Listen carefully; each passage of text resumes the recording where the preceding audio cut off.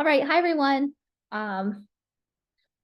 Last review session before your in-class exam, so that's exciting. I hope everyone's feeling prepared and ready to be done with all of your exams. For your finals next week, I'll just touch on that briefly before we get started.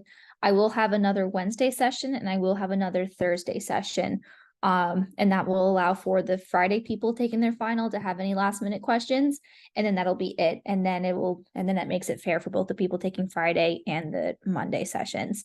I think that'll work best.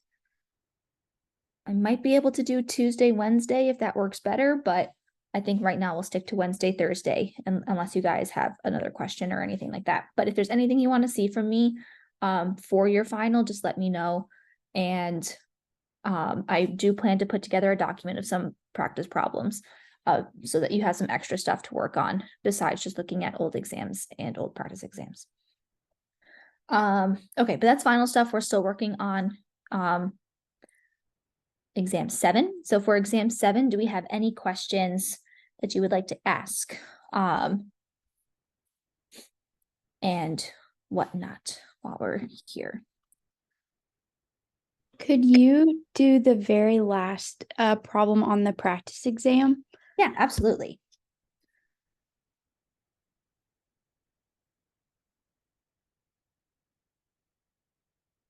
This one here with the chlorine? Yes. Yep. Alrighty, so let me just pull up my notes. Okay, so question 15 is saying the industrial production of chlorine gas is produced industrially by electrolysis of molten sodium chloride.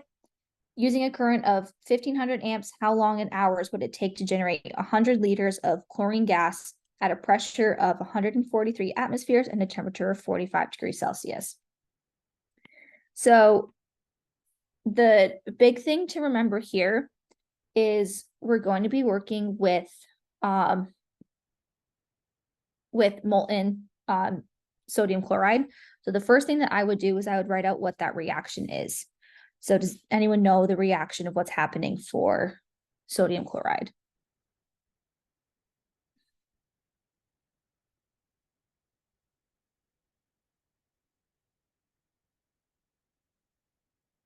Like what is that going to break apart into?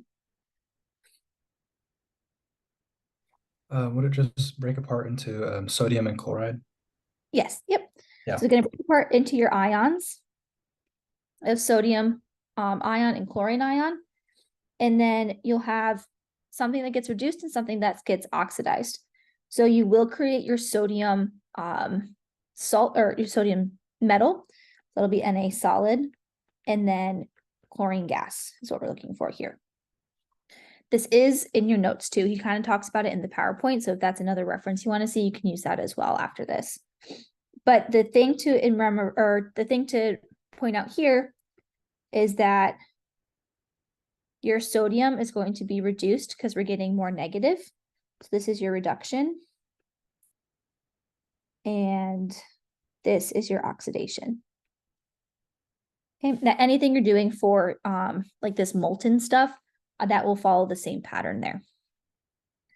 Okay, but the question is saying, how long would it take to generate 100 liters of chlorine gas at a pressure of 143 atmospheres and a temperature of 45 degrees Celsius? So the other thing to point out is that we are forming chlorine gas.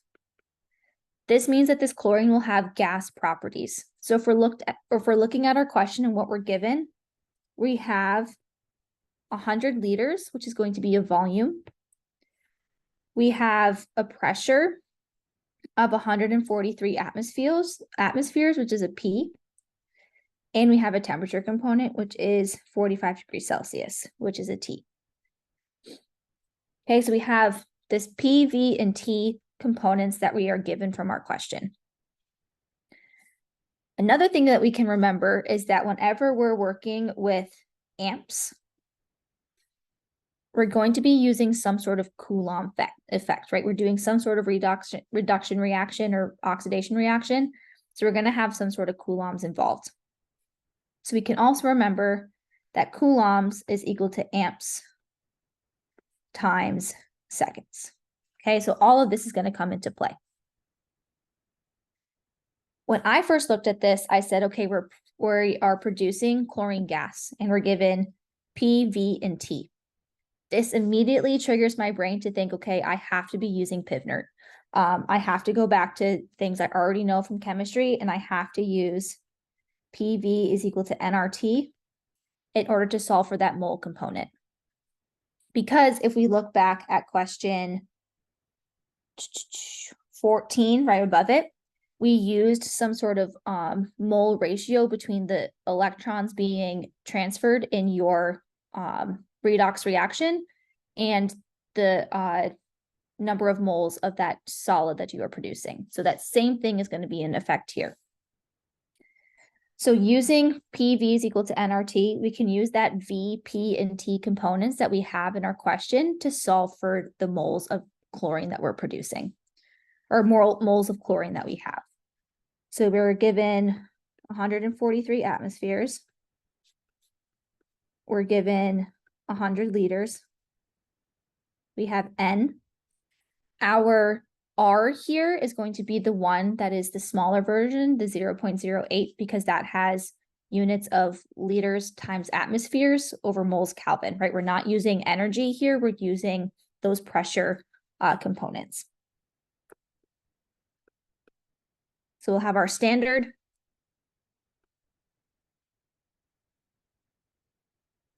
And then we'll just need to convert 45 degrees Celsius to Kelvin, and that's going to end up being 318.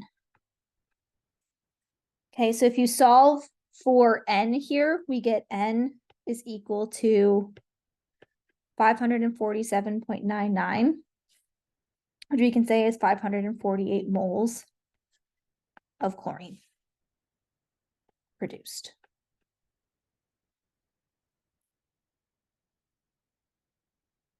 Okay, any questions so far on how we just used those components to solve for the moles of chlorine?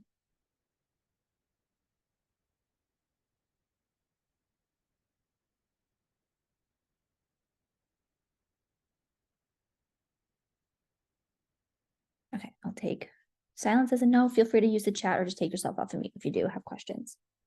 Okay, so we're saying that we have this many moles produced.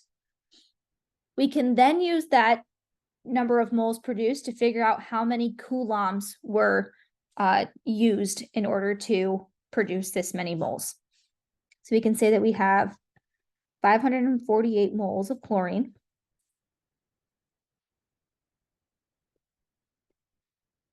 Sorry. Before we use our coulombs and our effects of coulombs, we need to go back to our original redox reaction. We need to figure out how many moles of electrons are being transferred. Someone tell me how many moles of electrons, like what's our N here?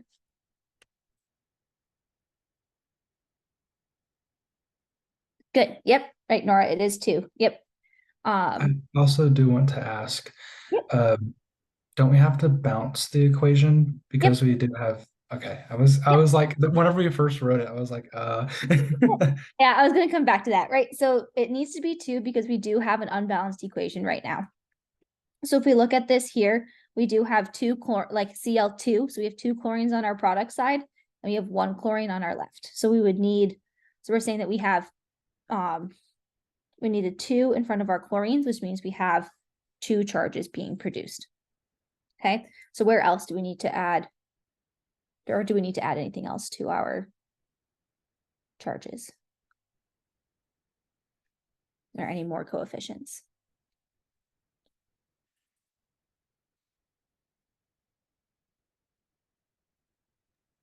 we also have to add a 2 to sodium. Yep, so we needed 2 from sodium in both of these. And this is if you broke them up into their half reactions. So that would be sodium plus goes to Na solid. In order to make this, you would have to add 1 electron here. And if we're doing chlorine minus to Cl2 gas,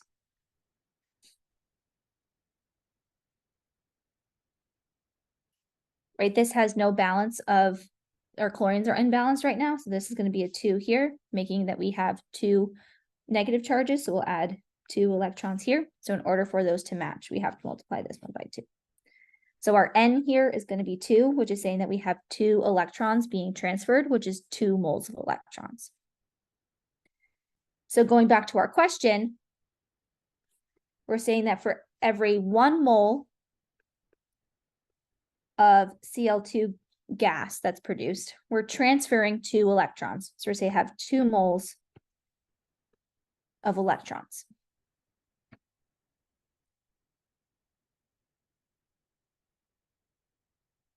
We then have to use our Coulomb in order to make this conversion happen. And you can kind of think of this like Avogadro's number, where we're saying that, right, for Avogadro's number, 1 mole of something is equal to 6.02 times 10 to the 22nd. This one is saying that for every mole of electron, you have this many coulombs. So you have 96,485 coulombs. Okay, so kind of similar, a little slightly different, but kind of similar. So then we end up with a very big number. So I'm just going to put it in scientific notation for now. Coulombs of energy, I guess.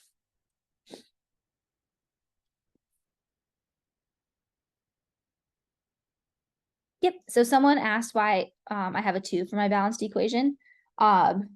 So when we're looking at the sodium half reaction, we have 1 sodium ion and then 1 sodium metal. So those, in terms of sodium to sodium, those are balanced. So then if you look at that positive sodium charge,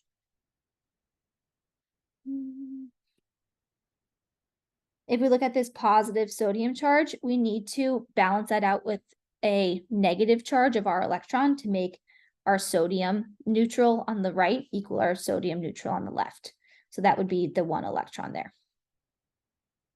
For your chlorines, you have 1 chlorine to start off with, but then you have Cl2. So we're saying that we have 2 chlorine ions on our right, or 2 chlorine atoms on our right.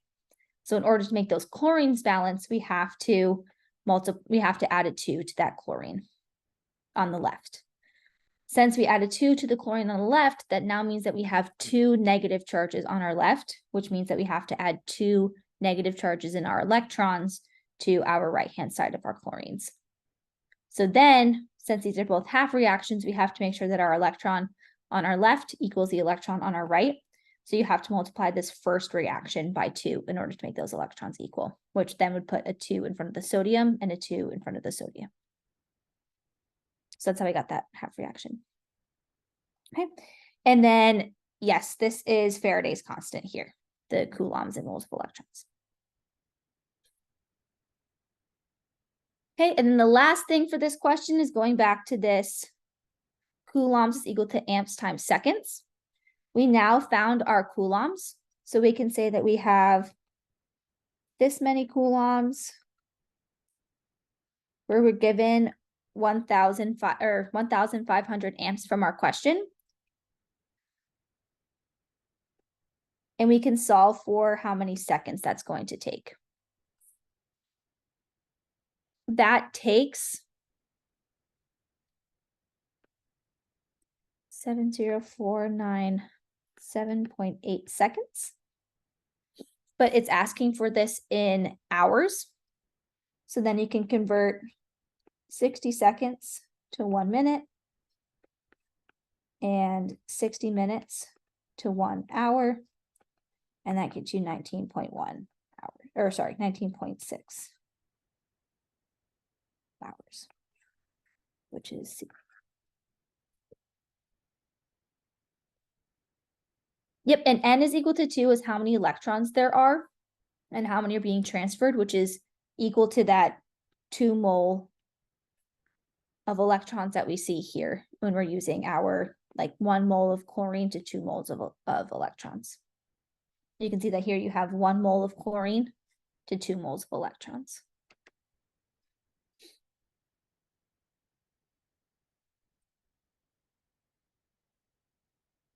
Does that help clear up question 15? I have a question. How Yep. did you get the 1500 amps from the 1.057 times 10 to the 8? So this is using the coulombs equal to amps times seconds, and we're given the 1500 amps in our question. Oh, okay. Thank you. Yep. Sorry.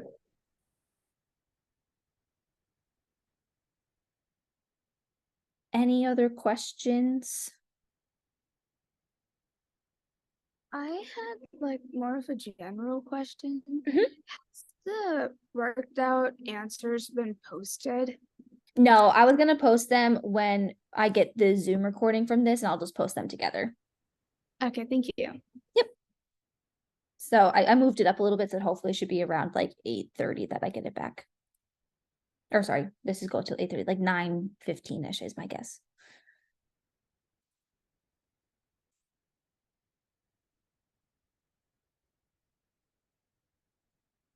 Okay.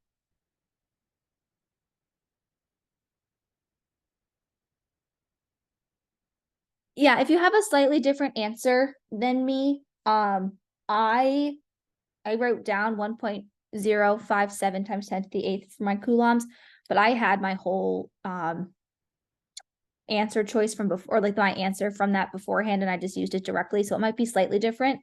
But round when you have to, it should get you close to the same answer, or at least the same magnitude. I had a question actually.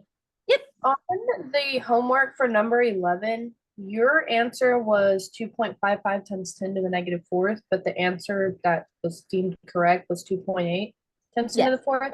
I understand how you got that answer, but as for like time sakes, how would you check yourself in that, since it is a different number? Mhm.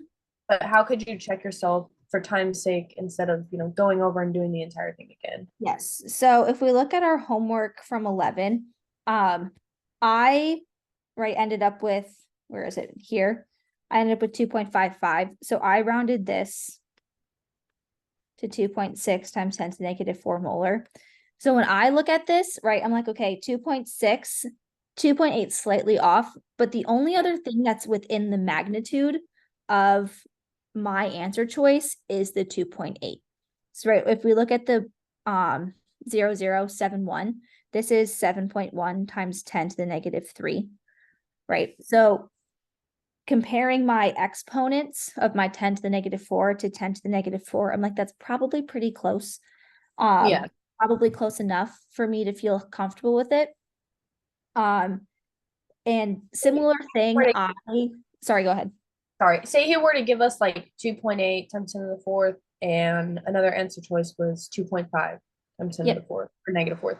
Would you just pick the one that was closest to the answer?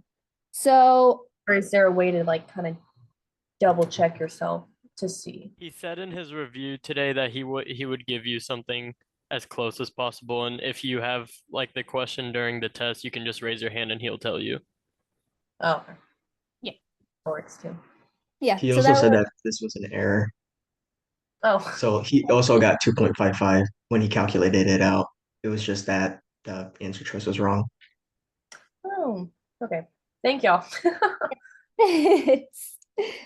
But it is always good to check your answer too. If you do get to that case where you're still questioning yourself, I would just skip it and come back when you have more time.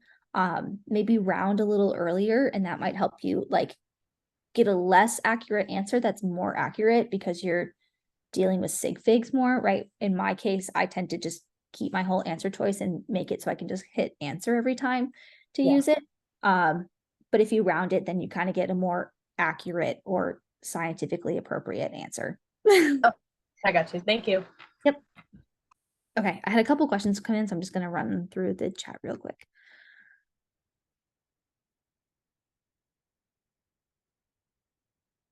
Yes. Okay, so let's do, I have 13 and 14, or 13 and another molten electron question.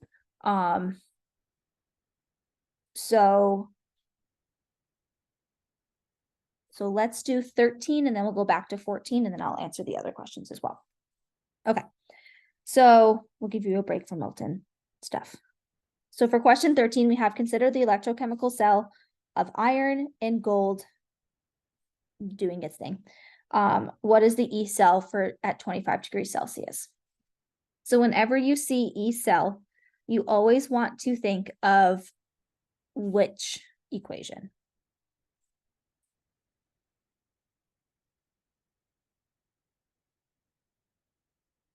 Nerd. Yep, perfect. Yep, we're going to think of your Nernst equation, which is E cell is equal to E naught cell minus 0.059 over N times log Q.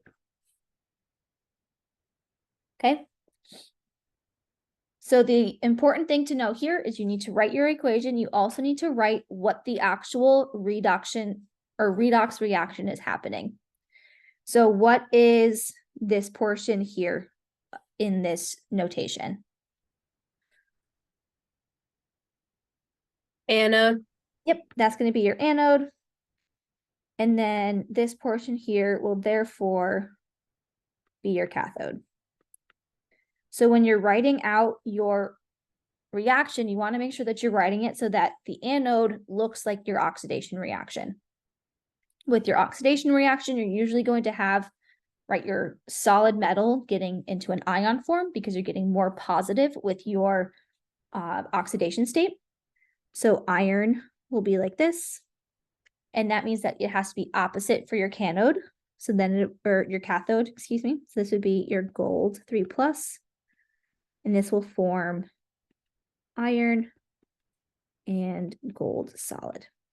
Okay, so then you can see that this is the oxidation reaction going from iron to iron plus, and the reduction reaction going from gold 3+ to gold solid. This will help you because then you can say, okay, what do I need to do to balance my charges? Are my charges balanced? And in this case, are your charges balanced?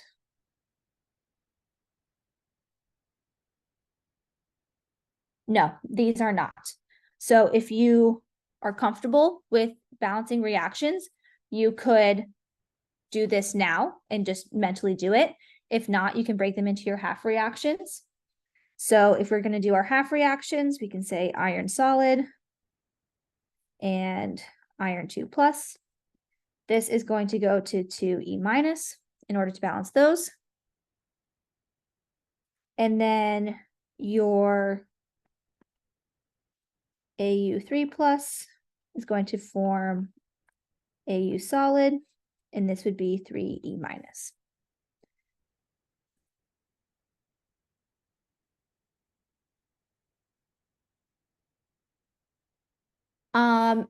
Nora, for your question, I think that's correct. You just want to be careful in case there is a scenario like question or like this chromium one here, because then even though this would be an oxidation reaction, but you have an ion that's 2+ going to an ion that's 3+. So in this case, there's no solid. But if there is a solid, then it's usually in the reaction side. Side tangent, but a good question. Okay, so right, our electrons are not balanced, so we would have to multiply this one by 3 and this one by 2. So we end up with, this gets 3, 2, 3, 2. And what does our N equal? Awesome. Okay, so now that we figured all that out, we can find our E naught of the cell. This is going to be cathode minus anode. I will tell you these because I just don't want to scroll back and forth. So your E cathode is for your gold, and that's 1.50 volts.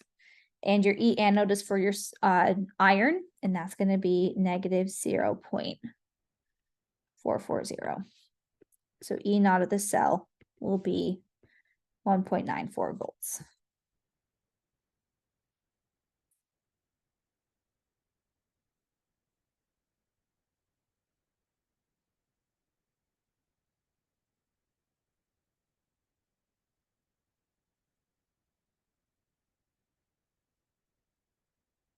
Yep, and thanks for helping out in the chat, but everyone is definitely correct. In the double lines, the left is always the anode and the right is always the cathode. And you can just think of that as alphabetical order. You have to read left to right. So you're going to have your A followed by your C.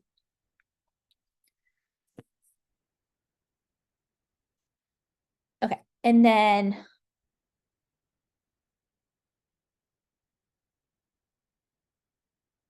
now that we have E naught of the cell, we can then look at our entire Nernst equation.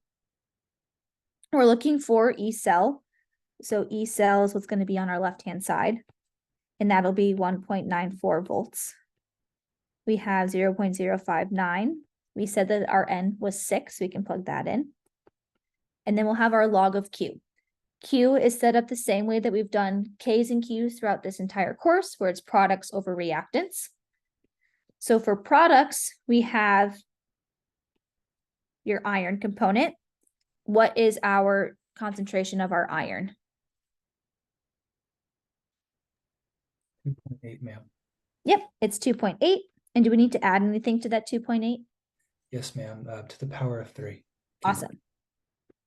Yep, we need a cubed because we have that 3 coefficient in front of them. And that means that our 0.19 from our gold is going to go on bottom, and that will have a squared component. And then someone asked how I got the 1.5. In order to find the cathode and anode values, you're going to look at the reduction potentials on your first page. And so I think for, yeah, gold is right here. That's where the 1.5 came from. I have a question about the reduction potentials. Whenever we're finding our E cell or E naught cell, do we always just keep those values as is and not like make them negative if like it's flipped? Yes. Yep. So we're using, right, in this case, right, we're using the negative 0.440 for our anode. If we look at that in our potentials here, that is for our iron. This one. This guy here.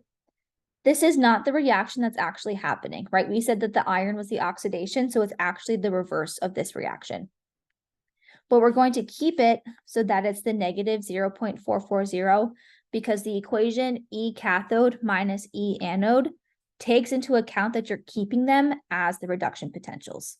So even though it's switched in the actual reduction reaction or the actual redox reaction, you can keep those values the same. You don't need to flip them in your equation. It's very easy to just like look and plug it in. Okay, great question. Okay, so now that we have all of our components, we can solve for this directly. I would recommend doing all like your 2.8 cubed divided by the 1.9 squared. And then taking the log of that, multiplying by your fraction front hand and doing all the math, right? Do it in stepwise so that you make sure you get your correct answer and follow it completely. But if you plug all, and if you have a fancy calculator, then that's a lot easier than a normal one like I have. But if you follow that completely, you do end up with 1.91 volts, which is A. Okay, let me see what questions I missed.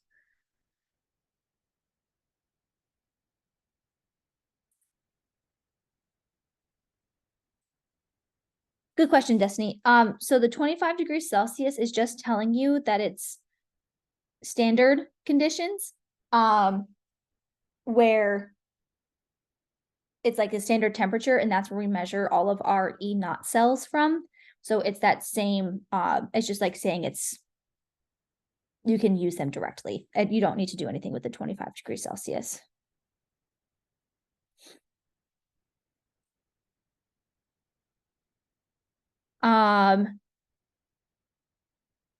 So Maya, you only need to flip V if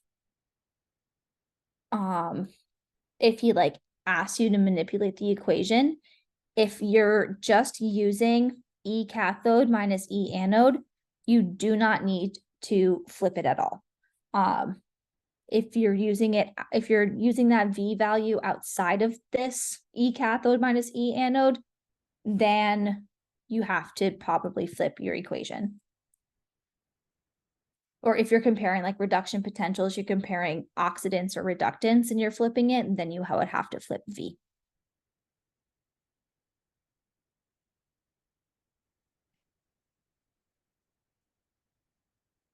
That makes sense.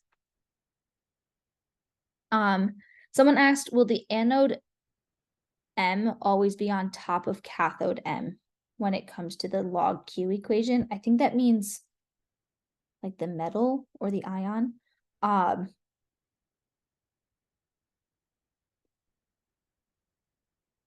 not going to say always, because there are some equations where you don't have like a metal that you're using or like an ion that you're using. But Q will always be products over reactants. If you follow products over reactants, that should help you get to the correct answer every time.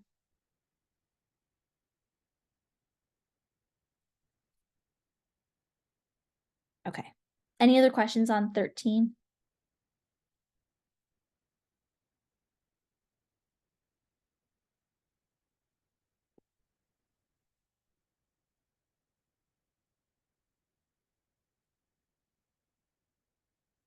Question 14 we'll go to next. It's another Moulton equation.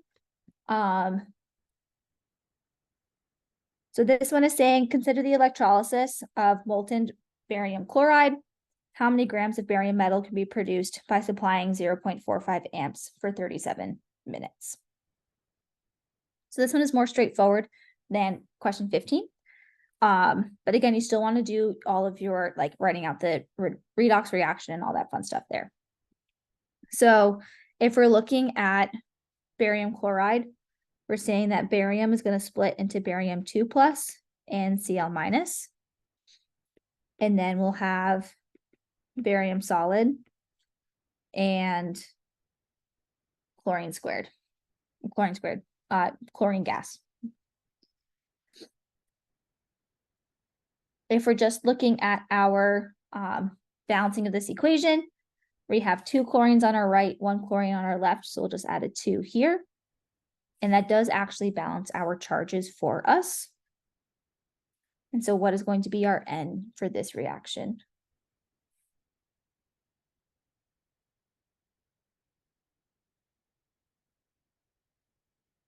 Yep. N will be equal to 2 here.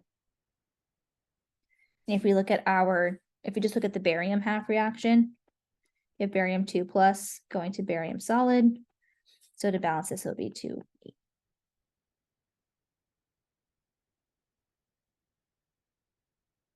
Alrighty, so once you know that, then we can say we want to know how many grams of barium metal can be produced. So we're starting off with 45 amps in 37 minutes. So we're going to go back to that coulombs is equal to amps times seconds formula. We need to change 37 minutes to seconds because we have to plug in seconds into our formula. So we'll take 37 minutes and we'll have 1 minute is equal to 60 seconds, which is 2220 seconds. And for that, we can now plug that in and say that 0.45 amps times this, and we'll get coulombs equal to 999.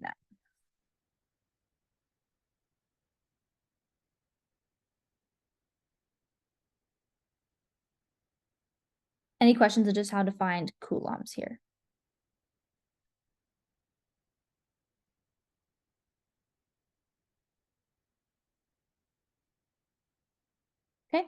So now that we have number of coulombs, very similar to how we used our molar ratios for electrons and Faraday's constant and everything, we're going to do that again, but this time just a little bit more straightforward. So we have 999 coulombs. We can say that 1 mole of electrons is equal to Faraday's constant. I forget what it is. 964.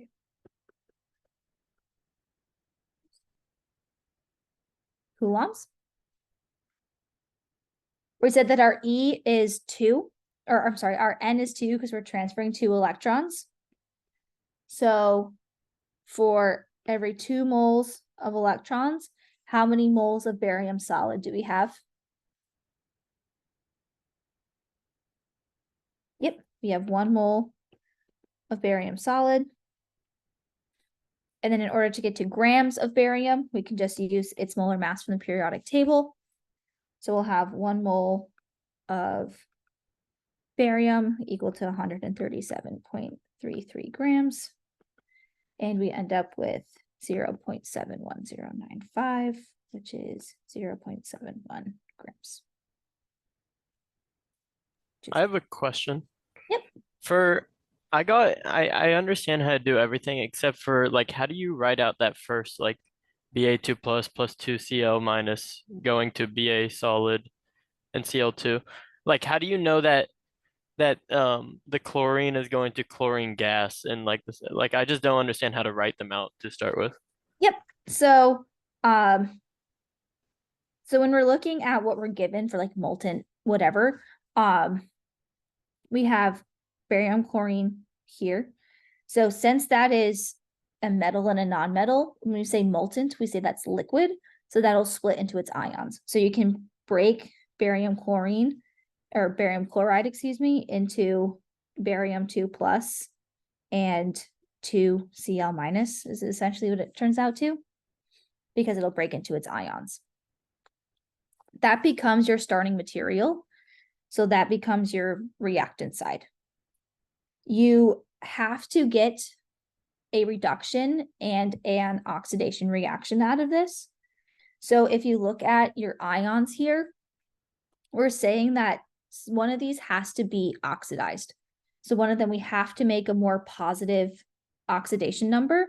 So you have to think about, okay, can barium get more positive than 2 plus?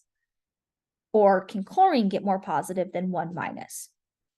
Knowing barium as a second row or second column element, it is happy it has a valence shell now. It looks like a noble gas. It can get more positive, but it doesn't like to be more positive. So this one is going to be the one that gets reduced. On the other hand, we can make chlorine more positive and go through a reduction or an oxidation reaction and make that chlorine gas. So in the case where you have this metal and non-metal complex in this molten thing that you're doing, your metal will always be your reduction reaction and your anion will always be your oxidation reaction. And it'll turn into the solid form of the metal and then the elemental form of that non-metal. So chlorine is a diatomic element. It's hangs around as chlorine, so that's why it forms chlorine. If iodine was here, it would form diatomic iodine. If fluorine was here, it would form diatomic fluorine. Those are just like general stuff, you know, that is what it's going to form as. Is that true for all like the second to last row, like the fluorine, chlorine, bromine, bromine? Yep, all of okay. Yeah. Fluorine, chlorine, bromine, and iodine, all of those are diatomics. Does any other thing follow that rule or no? Yep, so there's 7 of them that form a diatomic. On your periodic table, they go like this, and it's nitrogen, oxygen, fluorine, chlorine, bromine, and iodine. That's only 6 because the other one is hydrogen, and so you just have to remember that one. Okay. Yep. Thank you. But those are your 7 diatomics. Okay, thanks. Yep. that help write those questions? I think most of the time he's going to ask you about barium chloride or some metal chloride or some metal fluoride, and then it will follow the same general trend each time. Someone right, Francesca, when do you use the other form of the Nernst equation with Faraday's constant? That's if you're not at 25 degrees Celsius. If you're at 35, 45 degrees Celsius, then you have to use the other form of Faraday of the Nernst equation. Yep. And then yes, Adrian, that strategy should work for a similar molten substance, because it should be a metal and a non-metal.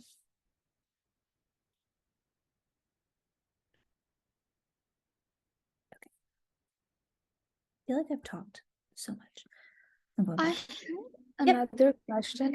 So when you're doing your half reactions and trying to put your E minus on like a certain side, isn't it usually the side that gets oxidized that goes on the right?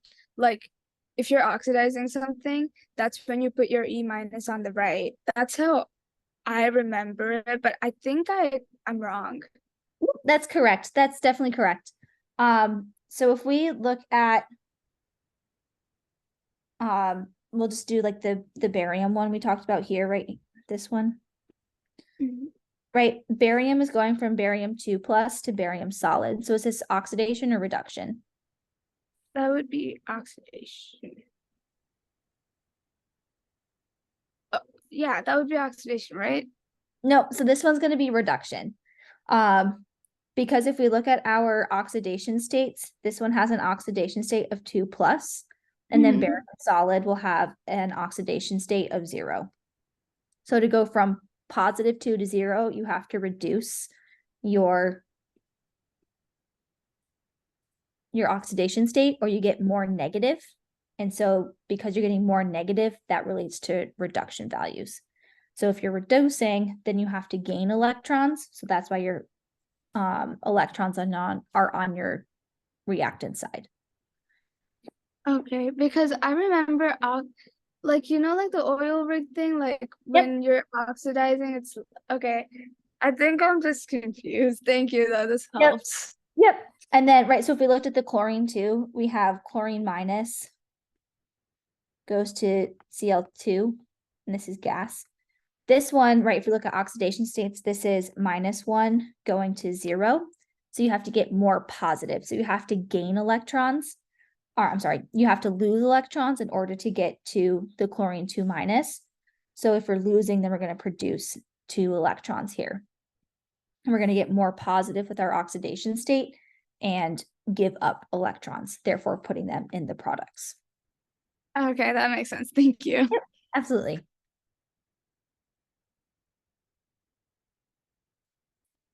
Okay.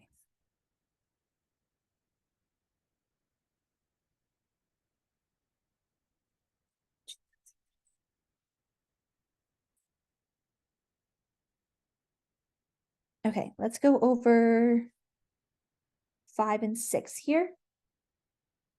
Okay. So when we're looking at problem 5, again, this is just, we're going to treat them like true and false statements. So if we're looking at question 1, we're saying bromine is a stronger oxidant than silver ions. So what form is bromine? Is that Br2 or is that Br minus?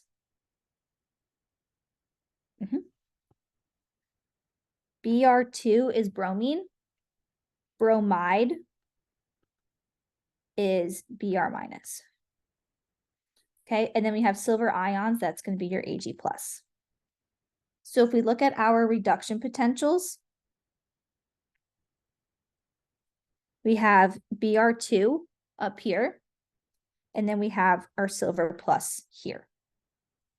When we're looking at these, I forgot what the question said, is a stronger oxidant, right? So if it's a stronger oxidant, that means it's going to be more easily reduced. So if it's more easily reduced, are we going to have a bigger or smaller reduction potential?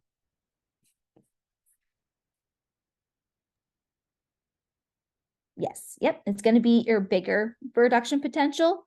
So since bromine is above silver on this chart, this means that bromine is better oxidant. Wait, so you said the one that's easier to get reduced is the larger number? Yes. Yep, because you're producing a higher reduction potential, which means that it does its reaction faster. So it's more easily reduced. It's a better oxidant. So question or statement 1, this one is true.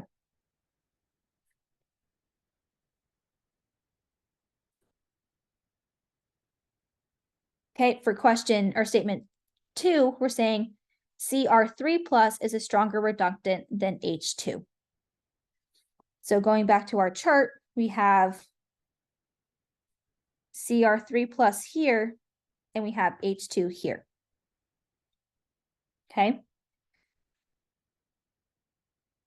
They're on opposite sides of your reduction potentials. So I would suggest flipping this so that they're on the same side. If we flip this reaction, I'm going to flip your chromium or your chromium one. So this becomes Cr2 plus E minus. I'm sorry. Cr2 plus goes to Cr3 plus 1 E minus. What becomes our E value for this?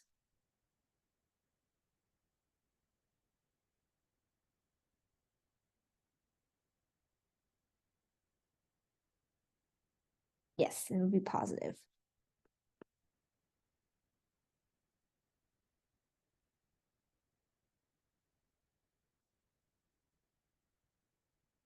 Okay, so now we're comparing the chromium on the right to the H2 on the right. Now we're looking at chromium, right, being in its oxidized form versus H2 being in its oxidized form. We had to flip it because we're comparing, when it was originally given to us in our reduction potentials, we had H2 on our right and we had chromium on our left. We want to compare them on the same side of the arrow. So we changed it so that it's chromium is now on our right-hand side. So now we're showing H2 in its oxidant form, and we're showing chromium in its chromium 3 plus in its oxidized form. Since now we have a positive E for this, that's saying that it's easily oxidized. Since that one's positive over our 0, that means that that one is going to be good, I believe. I don't want to trip up my statements. So would it be the opposite? Like with the smaller numbers, they'd be a better reductant? Yeah, I screwed that up there. So since we had to make it positive and it's on the right-hand side to flip it, now it's harder for it to happen. And so H2 is going to be your better reductant than the chromium.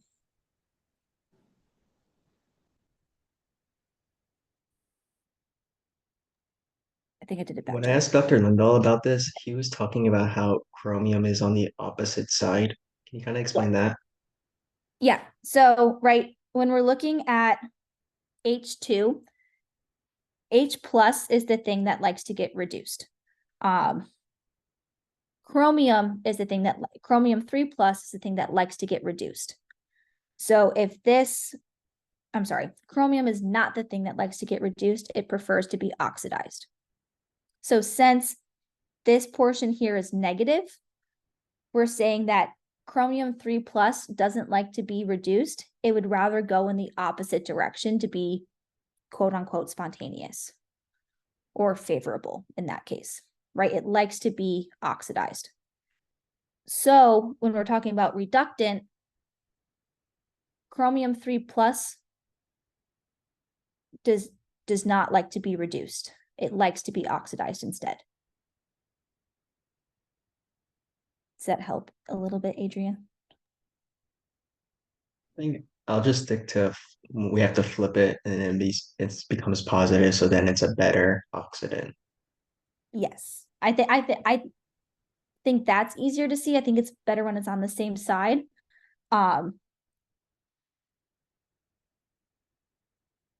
It gets a little tricky when they're on opposite sides. It's kind of rude that he does that. I don't think I did a very good job explaining it either. So just clarifying, the half reactions that like to be oxidized are the larger numbers, right? The half reactions that like to be reduced are the large positive numbers.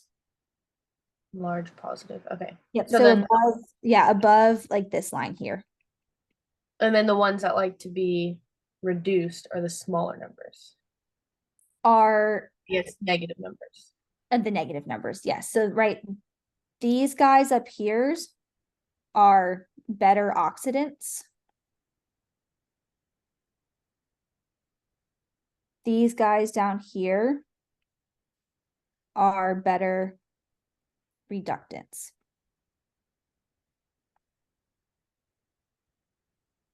So then going back to the question, the chromite or the chromine 3+, that would be false because hydrogen is a better reductant. Yes, yep. Yep, so this one is false. Is it the lower you get negative, the worse of a reductant it is? Yes, yep. Oh, So, okay. yep, because these are all reduction potentials. So I think I said yes before I finished your question. So you said better reductant, right? A reductant means it's easily oxidized. As you get more negative, it prefers to be oxidized, which makes it a good reductant. But it being a good reductant means it's easily oxidized. Oh, I didn't read the question that well to see Yeah. reductant and oxidant. Oh, okay. So Yeah. we're thinking of it opposite than what it actually is. Okay.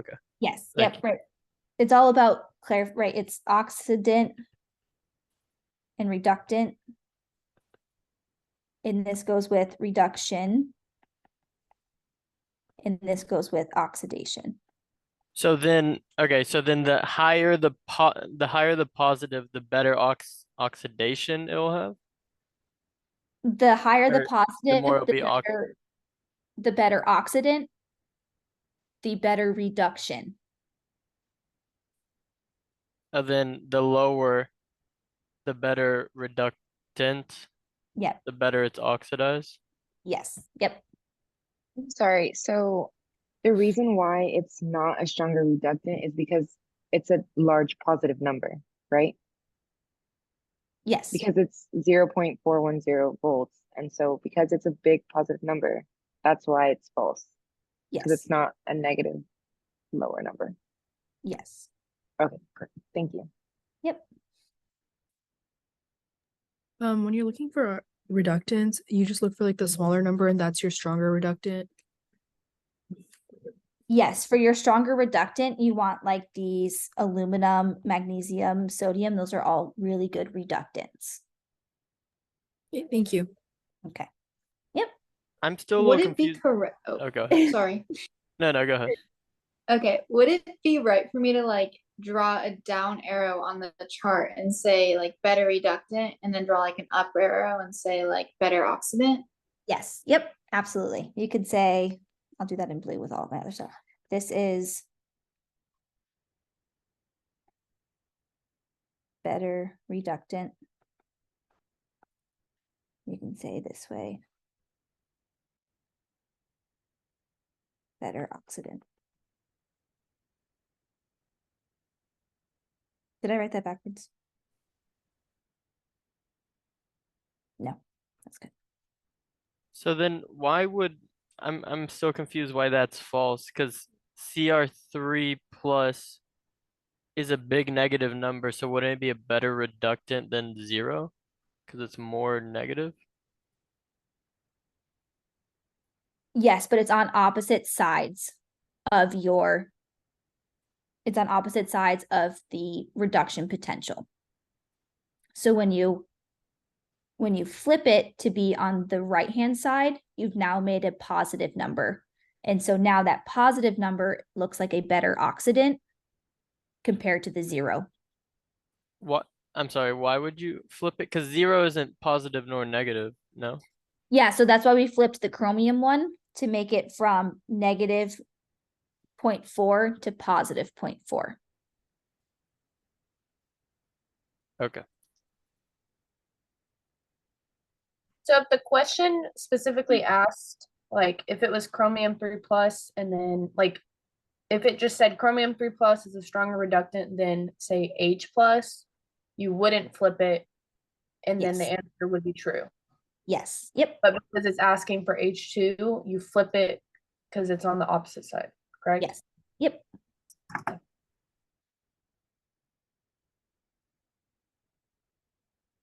That was I think that's the trickiest statement out of this entire practice exam.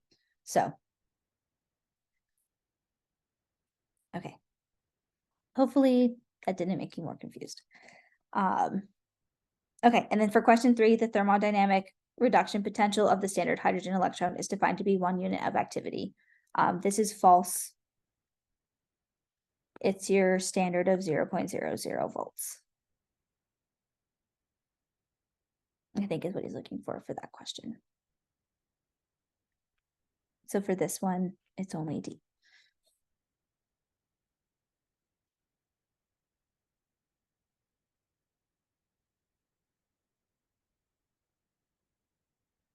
Any questions? We have 3 minutes left. There are definitely questions in here that I did not get to.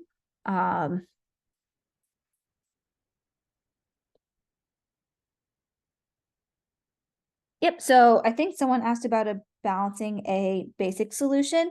So I'll go through, I think someone asked for question 7. I'll go through 1/2 reaction of question 7.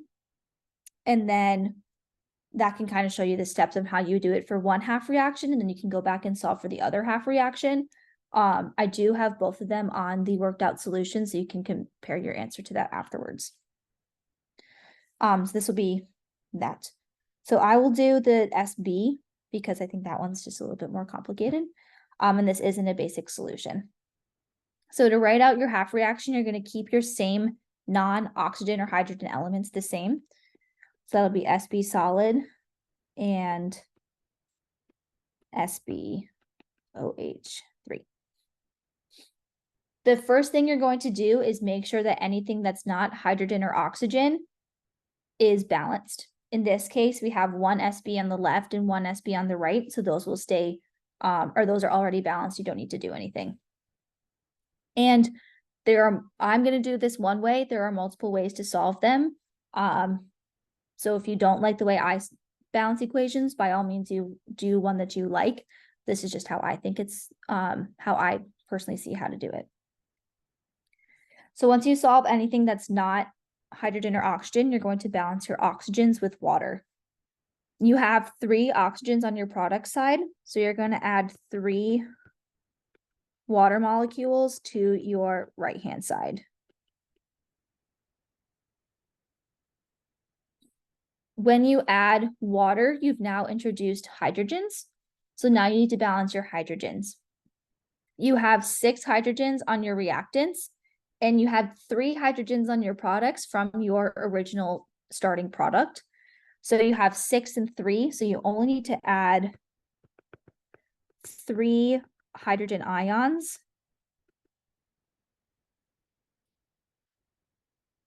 to your product side in order to balance out your hydrogens. That looks like a 7. We're in a basic solution, so we cannot have H+ ions. We have to neutralize your H+ with OH- ions. So now that you've added H+, you're going to add that same amount for your same amount of H plus ions as hydroxide ions. So you'll have 3 OH minus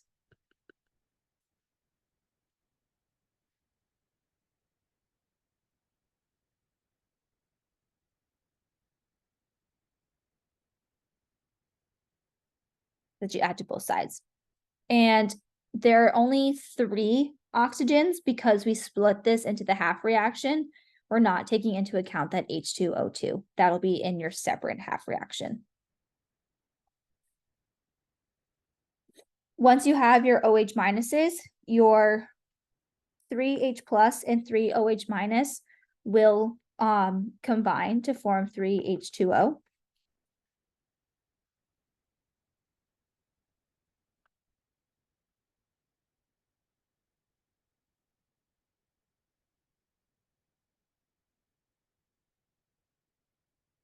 And now you can cancel out any waters you have on both sides. In this case, your waters are the same. So you can cancel both of these and you end up with 3 OH minus, SB solid, and SbOH. We then can balance our charges. And we have 3 charges on our left, no charges on our right. So we're going to balance with 3 electrons on our right-hand side. And this is our final half reaction.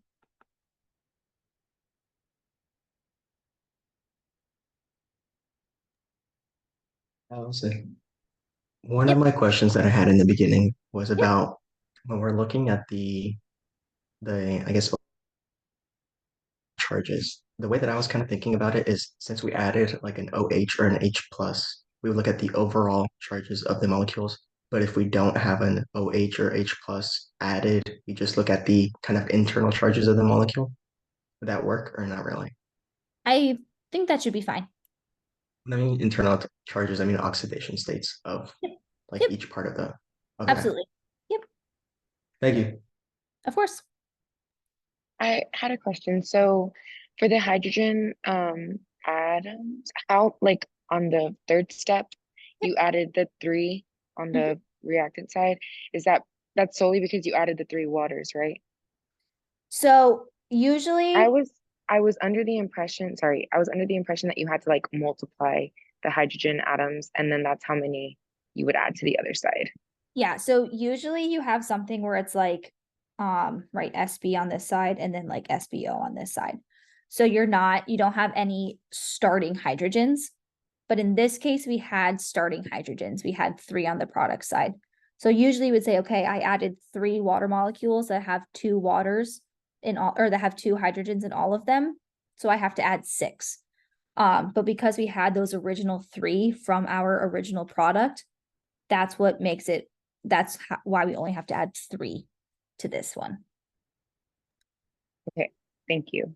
Yep, if you do problem 8, that's also a basic solution. That is where you have to multiply your hydrogens by 2. For the second half reaction for this, Yep. does something change because we have H2O2? Because I'm not, how do you get like 6 waters from that whole thing?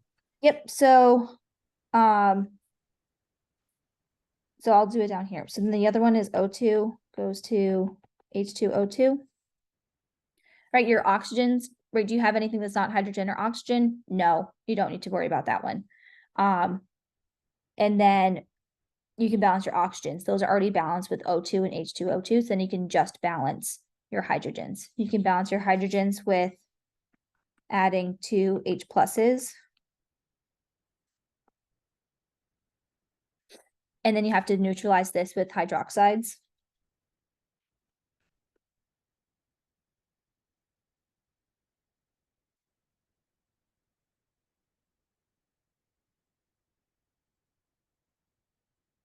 This becomes 2H2O.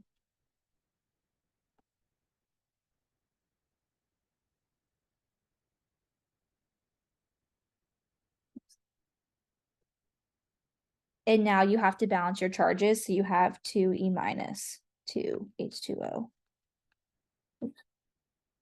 O2, H2O2, and 2 OH minus. Oh, so then you would multiply by 3 because you want to equal. Okay.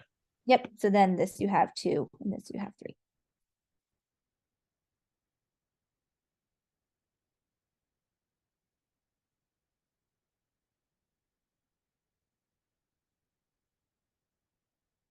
Okay, just to make sure you added the 2 hydrogen to the left side because you already had the 2 on the right side, Yes. on the second side. Okay, perfect. Thank you. And then Marley, I don't know if you can do that, only because I've never done that. I've always balanced my equations in the way that I just showed you. So I'm sure that that's a fine and dandy thing to do. I just always have followed this way, so I don't want to tell you yes and then have it be wrong. So I just have to tell you I don't know.